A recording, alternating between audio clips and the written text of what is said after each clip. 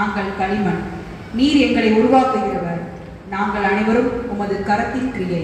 ஏசாயா 64:8. ஒரு குயவன் களிமண்ணை கொண்டு பல்வேறு வடிவங்களில் பாத்திரங்களை உருவாக்குகிறான். சில நேரங்களில் அந்த பாத்திரம் உடைந்து விடலாம், சீரற்றதாக இருக்கலாம். ஆனால் அந்த குயவன் அதை வீணாக விடாமல் அதே மண்ணை கொண்டு புதிதாகவும் அழகாகவும் மாற்றுகிறான். அப்படியே நம்முடைய வாழ்க்கையையும் ஆண்டவர் கரங்களில் வைத்திருக்கிறார். நாம் பல இடங்களில் உடைந்தாலும் மனம் நொறுங்கினாலும் அவர் தம் கிருபையின் கரங்களில் பிடித்துக்கொண்டு நம்மை உபயோகமான பாத்திரங்களாக மாற்றுகிறார். களிமண் தனக்குத்தானே பலன் தர முடியாது.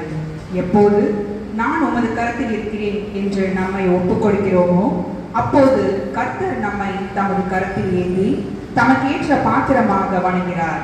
அதுபோல நாமும் நம்முடைய வாழ்க்கையும் இறைவனுடைய கையில் கொடுத்து களிமண்ணாய் நம்மை தாழ்த்தி உமது சித்தத்தின்படி என்னை இணைத்திடும் என்பதை இந்த பாடலின் வழியாக உணர்ந்தவர்களாய் நம்மை இறைவனின் கையில் இனிதாய் வணங்கிட அர்ப்பணிப்போம்.